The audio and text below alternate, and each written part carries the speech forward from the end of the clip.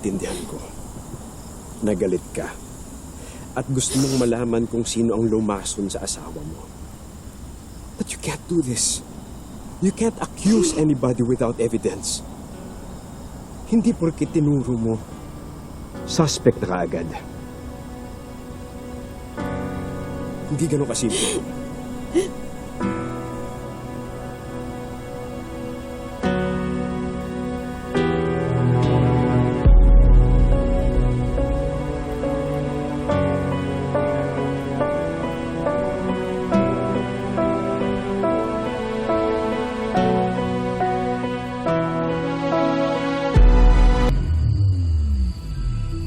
Samantha! Samantha? Saan kayo pupunta? Sige na muna lang.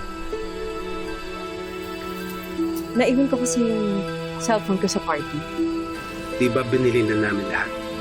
Nabawal lang kahit sino sa crime scene?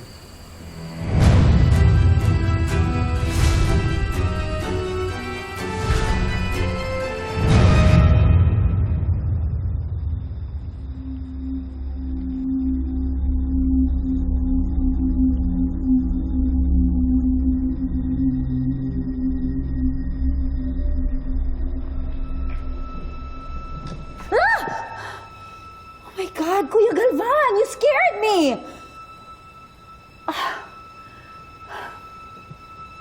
What are you doing here? Aakusahan mo na naman ba ako? Ha? I hate you for accusing me of poisoning Basil.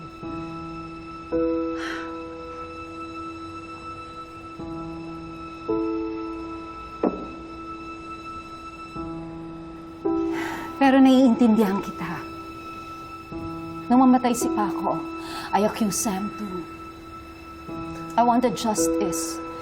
Gusto ko na merong managot sa nangyari sa anak ko. Kung hindi ka man ang lason kay Basil, bakit hindi mo siya maharap? Dahil sariwa pa sa akin ang pagkamatay ni Paco, Kuya. I see my son in your son. Ayoko maulit yung sakit. Hanggang kailan ba ang sakit na mawalan ng anak? Hanggang kailan? I think it will never end.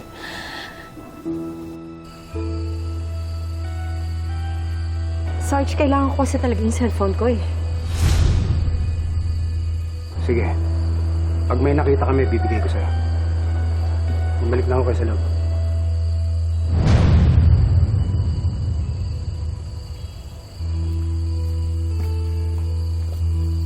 Ate! Anak, hindi na. Pasok na tayo sa loob. Teka. Tayo sa loob. Teka sa loob. Malamig.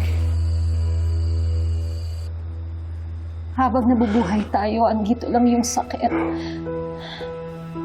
Masakit dahil alam natin na hindi na natin sila makikita. Masakit dahil alam natin na hindi na natin sila makikita.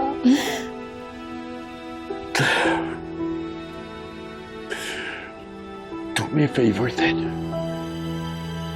What? Preserve my son. Preserve how? Preserve my son tulad ng mga taxidermist mo. Patay na sila pero parang nariyan pa rin. Aurora, ayoko mawala si Basil eh. Kahit na patay na siya, gusto ko na nandiyan pa rin siya. Gusto ko na ikita ko pa rin siya. Are you out of your mind? Aurora, No! please. Please. Gusto ko na ikita ko pa rin si Basil. Gusto ko nakakasama ko pa rin siya. Please. Please, I'm begging you. No, no. Please. I won't do that. Please, preserve my son. I won't do it. Preserve him, please. Please.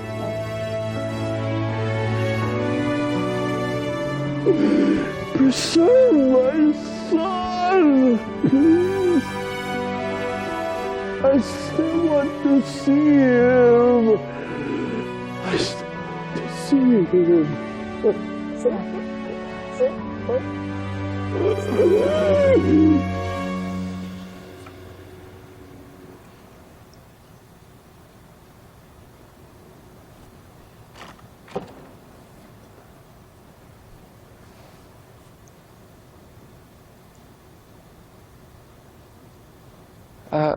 Sir Armando. Nandyan po ba si Ate George? Bakit dito mo siya hinahanap? Kasi po, baka sinundan niya lang po si Sir Galvan. Nasa workshop kanina si Sir Galvan, kasama si Ma'am Aurora. Pero hindi ka pwedeng pumunta sa third floor, bawal.